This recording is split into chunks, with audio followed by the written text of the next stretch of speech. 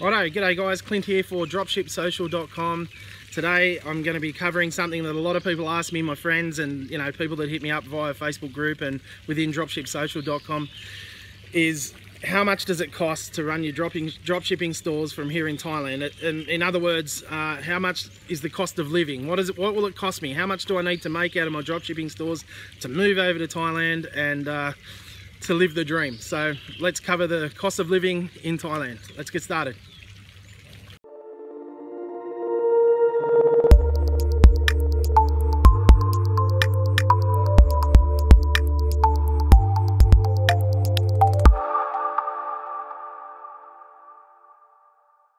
So, cost of living in Thailand.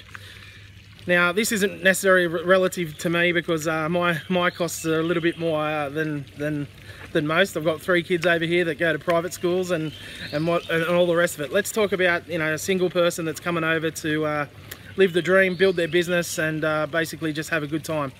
So, I guess the first one is food. How much do you need each day? 3 meals a day. Let's call it 3 meals a day. Snacks. I mean, it's all so cheap that you can get some fruit on the side of the road for whatever, and this, that, the other. But 500 baht a day would probably cover you. There's probably a beer in that as well. Plenty of bottles of water. Water's like 6 to 10 baht. Some fruit on the side of the road is 10 to 20 baht. So, a decent meal, a really decent meal. I mean, you can get it. A nice rice and chicken type dish for between 30 and 50 baht. A really decent meal you can get for 150, $6, something like that. So 500 baht a day would easily cover you as far as your food goes if you're sort of bootstrapping. I mean, this is just a single person I'm talking about. Accommodation, again, this obviously you could spend $1 million a week, couldn't you? But as a bootstrapper, as a standard accommodation, you can get some decent Thai accommodation with no frills for about 3,000 baht a month. A decent accommodation where you've got all the air cons and all the modern facilities that you'd say you'd feel a little bit more at home, as far as flat screen and really nice bedding and your own ensuite and all the rest of it. Just high Western standard apartment, 10,000 baht. So you're between 3 and 10,000 baht. I guess that depends on what your budget is. Obviously, the sky's the limit. I mean, you can rent places for whatever you like. 20,000, 100,000 baht a month. Some beautiful places in Phuket. Some of these villas are insane. But even still, compared to at home, if you're renting a house for $500 in Australia, I mean, the place you'd get here, you get a pool, you get everything, whatever you want. So, yeah, so between 3,000, 10,000 baht, you get a really nice. You can get a really nice place. 3,000 is on the low end, sort of Thai style, but which is comfy enough, mind you. I mean, you could really get away with that. But at 10,000 baht, you're really getting something tidy and comfortable. So.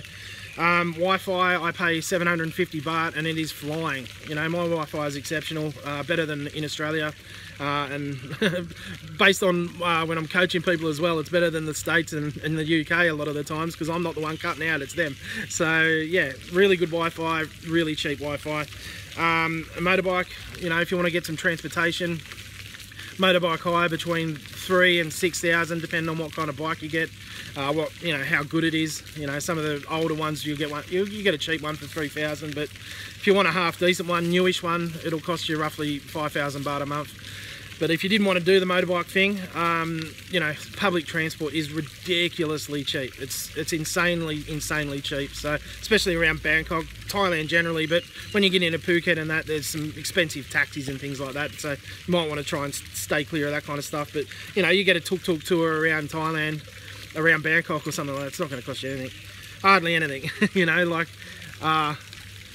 Like from my place in Pak Chong, I'll give you an example. My place in Pak Chong to Bangkok on the bus, I don't often catch the bus, I drive my car, but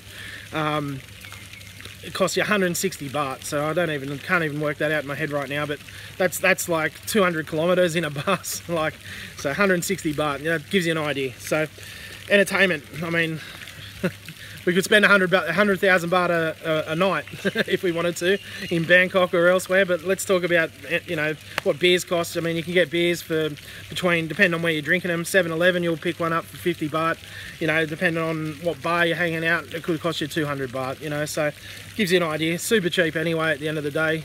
High-end bar, you know, is still a reasonably cheap beer anyway. So but as far as tours and things like that, it's just ridiculously cheap. I mean, you can do your own tours, jump in a tuk-tuk and ride around, look through the palaces. Entry fees to all this sort of stuff is so cheap. A lot of the watts are free.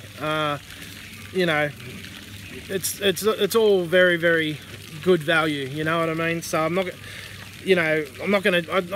sure. Entertainment's all relative. So I mean, you could spend 1,000 baht a month and you could spend 100,000 baht a month. So it's all relative to what you're into. So that's about it, guys. That's my five main things that you want to cover when you're moving over here. So that's about it, guys. So with that, head over to if you want to find out more about dropshipping, and that's how I make money and live in Thailand and live the dream. Head over to dropshipsocial.com. That is a 100% free social media platform that we've built, where like-minded entrepreneurs can sort of connect, share, and learn with each other. And it's a really great place to hang out. So check it out, dropshipsocial.com. And that's about it, guys. Until next time, continue to live the dream, and we'll talk again soon. Cheers.